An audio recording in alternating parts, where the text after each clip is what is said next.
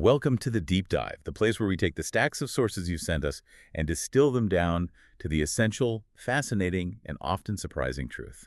Glad to be diving in. Today we are profiling a man whose career trajectory is, well, it feels like two conflicting identities wrapped up in one very nervous, often deadpan comedic package. David Foley. That duality is not just an interesting fact, it's really the engine of his entire career story. It's fascinating. How so? Well, on one hand, you have the architect of this anarchic, gender-bending, truly strange sketch comedy, a foundational member of The Kids in the Hall. Right, the groundbreaking stuff. Exactly. But then on the other hand, you have the deadpan, traditionally successful network station manager Dave Nelson from the iconic sitcom NewsRadio. Two completely different worlds, almost. Pretty much. So our mission today is to track that incredible journey, examining how a high school dropout from Etobicoke, Ontario, became a talent versatile enough to move from playing, say, a sassy Sizzler sister, Which was brilliant. to a dramatic lead in the recent season of Fargo. It's quite a leap. That span from bizarre sketch work to critically acclaimed drama is extraordinary. Okay, let's unpack this and maybe anchor ourselves in the origins first. Sounds good. Dave Foley was born on January 4th, 1963 in Etobicoke. And it's an interesting contrast when you look at his background. Yeah. His mother, Mary, came from Stafford, England, and his father, Michael, was a steam fitter. Okay, so a pretty standard working class background. Exactly. It's a blue-collar, solidly Ontario upbringing that gives absolutely no surface hint of the surreal, often frantic genius that would eventually define his comedic persona. You just wouldn't predict it. No, not at all. It makes the start of his career even more interesting. So the first crucial phase of his professional life is really all about finding his medium, his voice. He dropped out of high school relatively early. Which is a key detail, right? Yeah. Suggests he wasn't aiming for a conventional path. Definitely not. He actually started in stand-up comedy first. He pursued that solo path for about a year, maybe a little less. Stand-up. But he quickly transitioned, didn't he? He did, and that transition, well, it proved to be probably the single most important decision of his life. Okay, what was it? He started taking improvisational classes at the Toronto Second City Training Center. Ah, Second City. The launching pad for so many greats. Exactly. That move placed him directly in the epicenter of this burgeoning Canadian comedy scene. It was the place to be. And that's where the magic happens, I guess, the connections. And that's where the synergy truly begins. It wasn't just the formal training, though that helped. It was the connections. He met Kevin McDonald there. His longtime collaborator. Right, who became his artistic partner for decades. McDonald actually gave him a job as an usher at a local art house theater. An usher. Okay. Yeah. So it established that foundational bond outside of the structured classroom environment. You could almost say the infrastructure for the Kids in the Hall was literally built in improv classes and, well, local theater aisles. I like that. So those bonds, they solidified pretty quickly then. Very quickly, leading to the legendary formation of the troupe in 1984. So that's Foley, Kevin McDonald, Bruce McCulloch. Mark McKinney and Scott Thompson, a 5-person collective that just, rejected typical sketch formulas. They weren't doing mother-in-law jokes. No, definitely not. And they honed their act live for a while first. They spent 4 years developing their material live before their eponymous TV sketch series debuted in 1988. And that ran until 95. Yep, 109 boundary-pushing episodes until 1995. Truly unique television. When we talk about Foley's current ability to handle dramatic work like Fargo, I guess we have to look back at the demands of Keith, right? Absolutely. He wasn't just telling jokes. He was embodying complex, often deeply felt characters that were designed to subvert norms. His versatility was the linchpin. It really had to be. You really see the sheer range in the characters he played. Take Hecubus, for example. Oh, yeah. Hecubus. Demonic, heavily eyeshadowed, totally theatrical. Or think about the Sizzler sisters. One of the Sizzler sisters. Aggressively cheerful and slightly menacing. And that was such a brilliant exercise in gender subversion, wasn't it? Yeah. They were women who dressed and behaved exactly like men, just with much better wigs and makeup. That's the key. Keith wasn't about quick laughs all the time. It felt more like performance art disguised as comedy. Yeah, that's a good way to put it. And he had a real knack for embodying authority figures who were slightly unhinged, yet completely committed to their unhinged reality. Like the A.T. and Love boss. Exactly. That character consumed by corporate anxiety. Or the swaggering, bizarre Bruno Punce Jones. Oh, Bruno Punce Jones, wow. And then you have the weirder, more subtle concepts like Mr. Heavyfoot. Mr. Heavyfoot, where the joke is just his feet are heavy. Yeah, a character whose main trait was having disproportionately heavy feet. Or the paired, slightly affected characters of Jocelyn and Lex. Right. So within this format, Foley proved he could be manic, sweet, bizarre, or the straight man, sometimes all within like a 3-minute sketch. That intense, character-driven work. It was essentially his version of a dramatic acting school, wasn't it? You could definitely say that. It laid the groundwork. But this is where it gets critical for understanding his professional path. The pressure cooker of the kids in the hall eventually, well, it kind of shattered. Right, leading to the conflict over their 1996 feature film, Kids in the Hall, Brain Candy. And this schism, this break, became the accidental catalyst for his next career chapter. It pushed him out of the nest, so to speak. That film, it sounds like it was a really painful process for them. Foley was initially involved, but the sources say he abruptly left the writing process. Why was that? Well, he cited intense dissatisfaction with the script quality, for one. But crucially, it was also the internal strife that had apparently consumed the troupe dynamics by that point. So, real tension. Yeah, it sounds like a genuine, painful split over artistic control and creative direction. They just weren't on the same page anymore. And the drama intensified with this, bizarre contractual gamble he took. It really did. In an attempt to secure some benefit for his friends, even though he was leaving the writing side, Foley signed a deal that allowed the rest of the troupe to be paid for the script development, but he did it operating under the deeply cynical belief that the film would never actually get greenlit or shot. He said it was dead in the water. Pretty much. He was trying to do them a favor, maybe, while assuming the project itself was doomed. But of course, the universe loves irony. The film was greenlit. Exactly. And Foley found himself contractually obligated to appear in it, despite his deep artistic resentment and the fact that he hadn't contributed a single line to the final version. Wow. So he had to act in a movie he fundamentally disagreed with. Yep. And this specific detail is a testament to the conflict and his complicated loyalty. Dave Foley is the only member of the founding group who is uncredited as a writer on Brain Candy. Uncredited as a writer, that says a lot. It does. He was present physically, but professionally and artistically distant.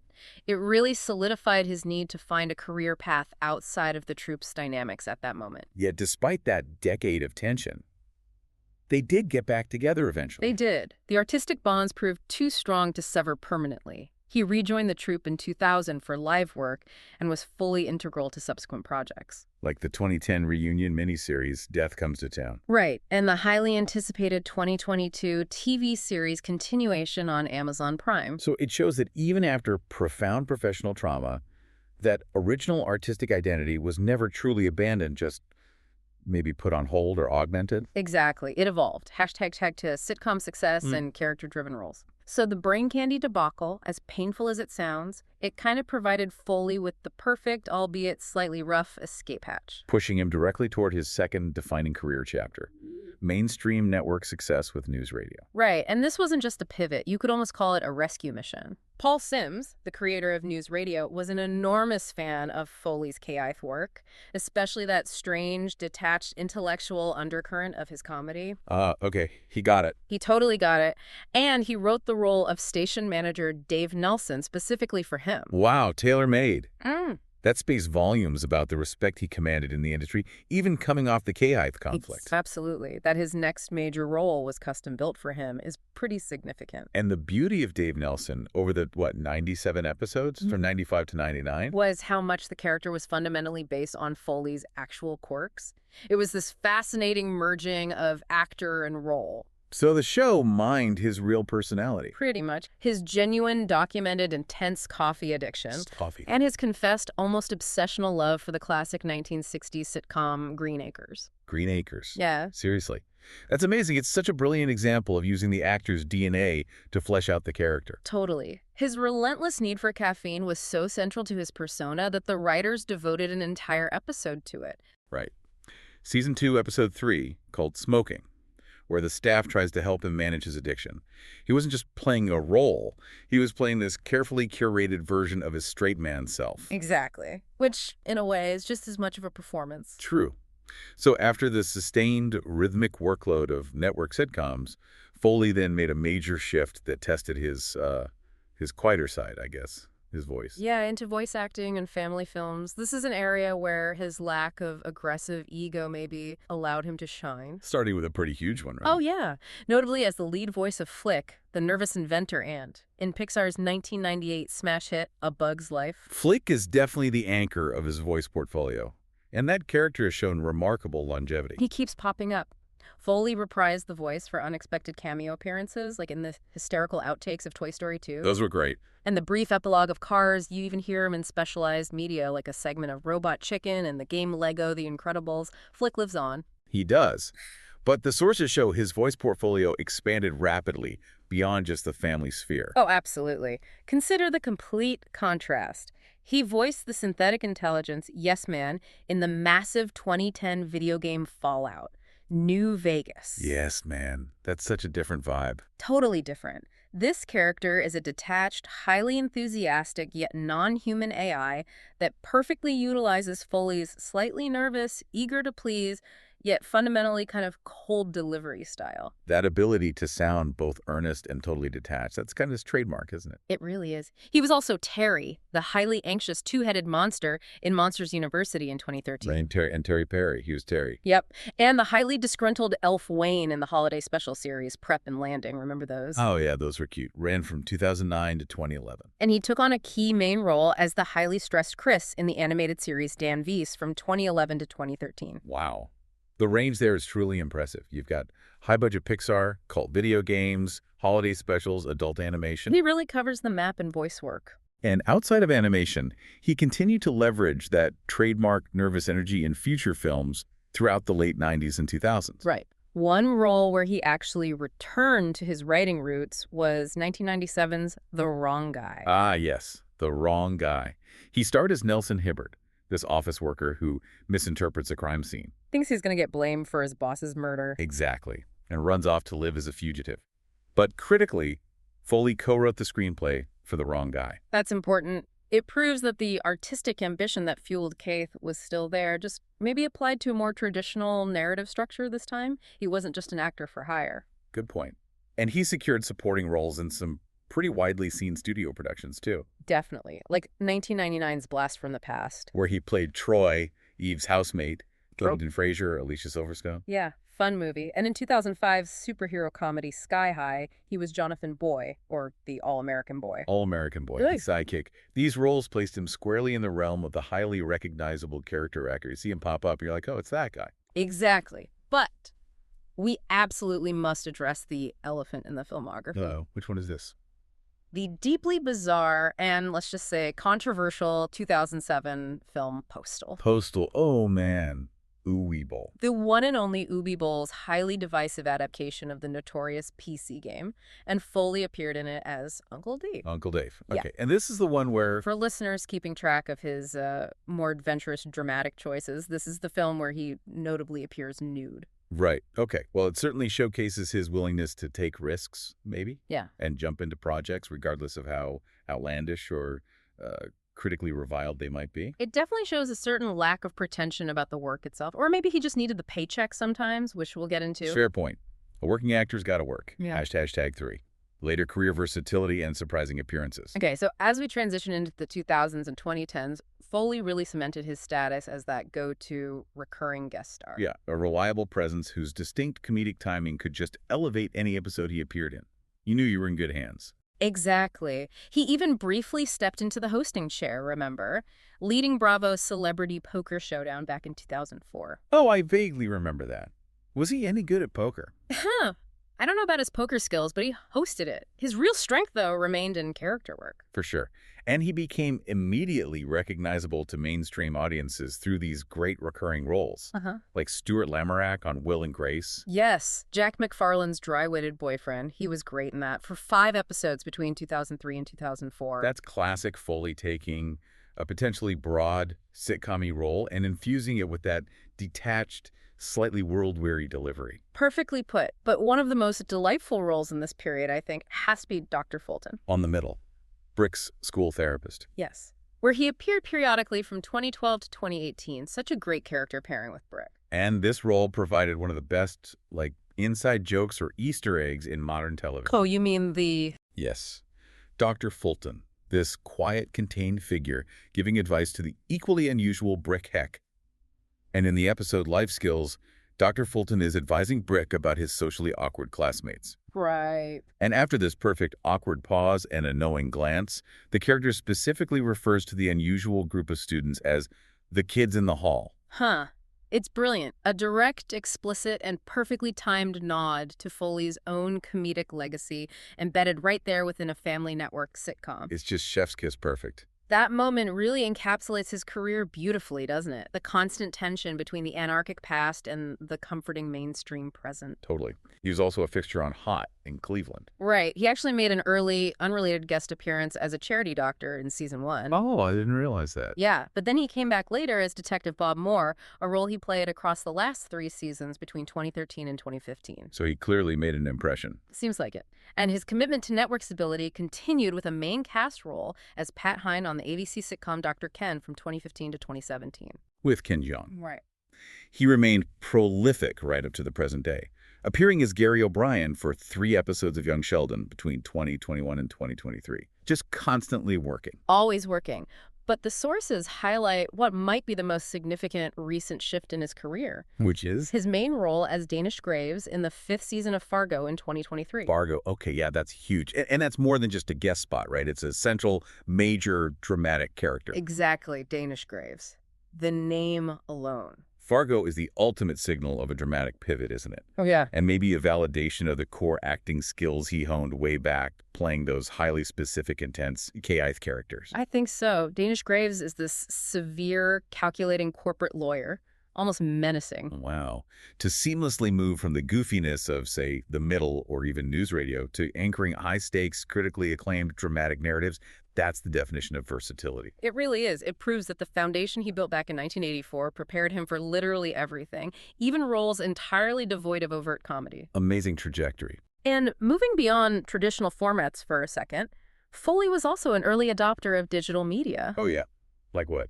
He starred in the 2009 web series The Sensible Traveler with Bobby Fargo. It produced 6 episodes. Bobby Fargo. Any relation to this? Nah. Probably not. But the series was noted for its success right out of the gate. It reportedly racked up over 20,000 hits by early 2010, which was pretty good for a web series back then. It showed his enduring appeal even in emerging platforms. Interesting. And his music video work. That's where the anarchic spirit of Kids in the Hall seems to continue to live outside of scripted TV. Totally. He appeared in numerous videos, often playing these exaggerated or strange characters that required that heightened performance style. Like the one for Odds. Yeah, the 1993 video for Odd's Heterosexual Man. He appeared along Silo K-Lath members Mark McKinney and Kevin McDonald. Okay. And initially they're playing these intensely stereotypical macho jocks, a type of character they often mocked on the show. The comedic punchline. Foley then inexplicably turns into a woman, perfectly capturing the troupe's fluid, absurdist approach to gender and identity. Classic Keith. He maintained that edge later too, right? He did. Appearing in the alternate video for Colorado's Americanorama in 2008. What did he do in that one? He gave this really pointed parody of the controversial American Apparel CEO Dov Charney. Ooh, biting. Yeah. And in 2012, he took a starring role in the punk band OFF's video for Borrow and Bomb. OFF. Okay, cool. Where he played a professional educator named Dale Antwerp, hosting this very awkward public access talk show called Teen Talk. Huh. Perfect casting. This commitment to collaborating with alternative media figures and musicians is key, isn't it? It ensures his work remains fresh and unexpected. And it proves he hasn't forgotten his counterculture roots. Even while doing network sitcoms or, Fargo, he keeps a foot in both worlds. #TagIV, personal life, financial strain, and resilience. Okay, so to truly appreciate Foley's incredible professional longevity and resilience, especially that recent successful dramatic pivot into Fargo, we really have to look behind the curtain. Yeah, there was a period defined by intense personal struggle. Particularly acute financial strain based on the sources. Right. Let's maybe establish the marital timeline first, which is marked by both separation and, interestingly, subsequent reconciliation. Yeah. His first marriage was to Canadian writer Tabitha Southey from 1991 to 1997.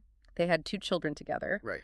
His second marriage was to actress Chrissy Guerrero from 2002 to 2008, resulting in 1 daughter, Alina Kiara Foley. Who later became a child actor herself, right? That's right.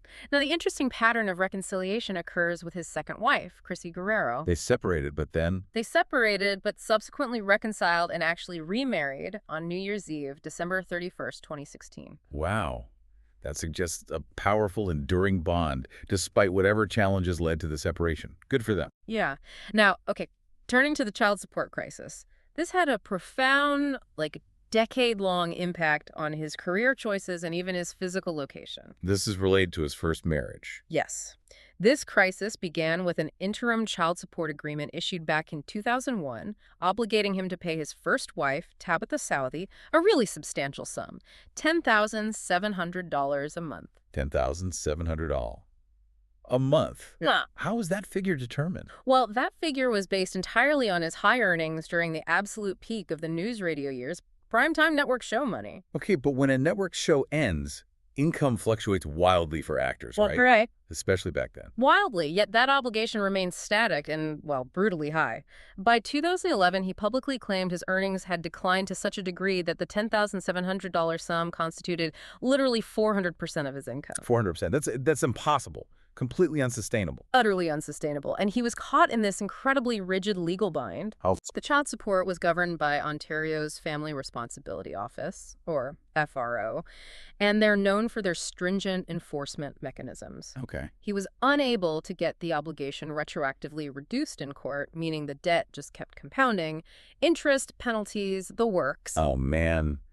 The consequences must have been dire. They were. He ultimately owed over $500,000 in back payments. $500,000? And this debt created a literal professional and personal exile for him. Exile? How? He stated publicly that he believed returning to Canada, his home country, would result in his immediate arrest upon entry, as ordered by the FRO. He couldn't go home because of child support debt. That's what he believed, yeah. It was essentially a decade of working primarily in the United States while effectively banned from his homeland due to bureaucratic financial enforcement. Imagine that psychological weight. I can't even... That's unbelievable. This financial and legal cloud persisted for how long? 12 years. Okay. Until 2013, when the lawsuit with Southey was finally settled. Okay, so resolution eventually came. It did, allowing him to resume work in Canada. But the sheer cost of this ordeal is best summarized by his own words. What did he say? Regarding his acceptance of the lead role in the CTV sitcom Spun Out, which filmed in Canada, he needed the work specifically to clear the debt. Right. His quote perfectly encapsulates the situation. I made enough money to pay the price of admission to Canada. Wow. The price of admission to Canada. That speaks volumes about the resilience required to carry that kind of debt and professional pressure while maintaining a prolific and, outwardly cheerful career in comedy. It's staggering, really. And beyond the financial strain, Foley has also been extremely candid about his long-standing severe battle with clinical depression. Right, I've read about that. And this is where we encounter maybe the most profound and unexpected twist in his personal narrative, a dramatic health scare that actually led to a positive shift in his mental health. Okay, what happened? He openly discussed that he used to drink quite a bit, his words, and that he finally stopped drinking permanently on December 22, 2014, after a really severe incident. What was the incident? While intoxicated, he fell backward and hit his head, caused a major head injury. Oh, no. How bad was it? The injury was extremely serious. It was diagnosed as a subdural hematoma. Which is bleeding around the brain, right? Yeah. Very dangerous. Exactly. It's a serious bleed between the tough outer layer of the brain and the surface of the brain itself, typically caused by trauma. He required immediate medical attention and spent 4 days in the intensive care unit. 4 days in the ICU, that's terrifying. Absolutely terrifying. But while traumatic, the long-term mental outcome was astonishing and highly unexpected. Really? How so? In 2019, so about 4 years after the incident, he reported that he had not had a drink since the fall. Okay, so sobriety stuck. That's great. Yes. But even more profoundly, he reported he had experienced almost no depression following the injury. Wait, the depression he'd battled for years. Ugh. It just lessened after the head injury. Largely resolved, according to him. It suggests that this physical trauma somehow reset or altered a long-standing chemical or neurological imbalance. It's a really bizarre, almost unbelievable outcome. That's incredible and incredibly strange. Neurologically fascinating, I guess. Definitely raises questions. Regarding his current life, he maintained residences in downtown Los Angeles for years, but the sources say he subsequently moved to New York City in 2022. East Coast now. Seems so. And one character trait remains immutable from his NewsRadio days. Let me guess. Coffee. Coffee, his dedication to coffee. He still claims to drink up to 50 cups a day when I am on set. 50. Okay, that might be hyperbole, but Oh. still. That habit somehow fuels his versatility, I guess. Mm-hmm. Or maybe it just keeps him awake. Could be both. Hashtag outro. Wow. Okay, so Dave Foley's journey. It really is defined by these high contrast demands, isn't it? Yeah. He helped co-found one of the most anti-establishment, anarchic sketch comedy troupes in history, Truly groundbreaking stuff with Calf. only to transition seamlessly into the quiet, deadpan competence of a mainstream sitcom lead on NewsRadio. A complete pivot, really. And now he maneuvers effortlessly between children's voice work, reliable recurring comedy roles, and these critically acclaimed dramatic turns like the severe Danish Graves in Fargo. His defining professional characteristic is that ability to be entirely different things at once. It's like the chaotic, manic energy of a character actor is hidden just beneath the highly capable, unassuming suit of the straight man. That's a great way to put it.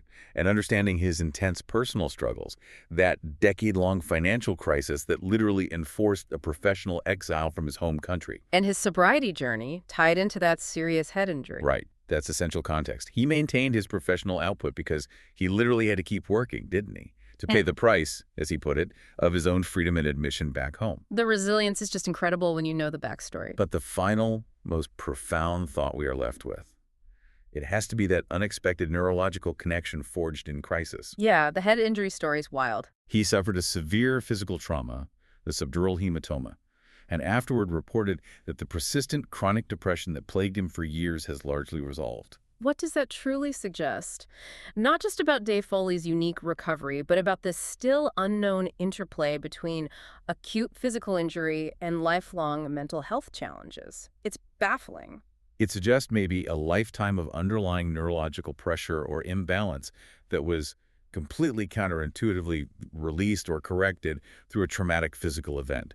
It absolutely reframes how we perceive the high-energy, often frantic comic persona he has embodied for decades. Yeah, you wonder what was going on underneath all along. The laughter often hides the cost, doesn't it? It really does. That knowledge, that self-discovery sometimes comes at an unimaginable physical cost. Well, that's certainly something for you to mull until the next deep dive. Thanks for joining us. Thanks for having me. Fascinating subject.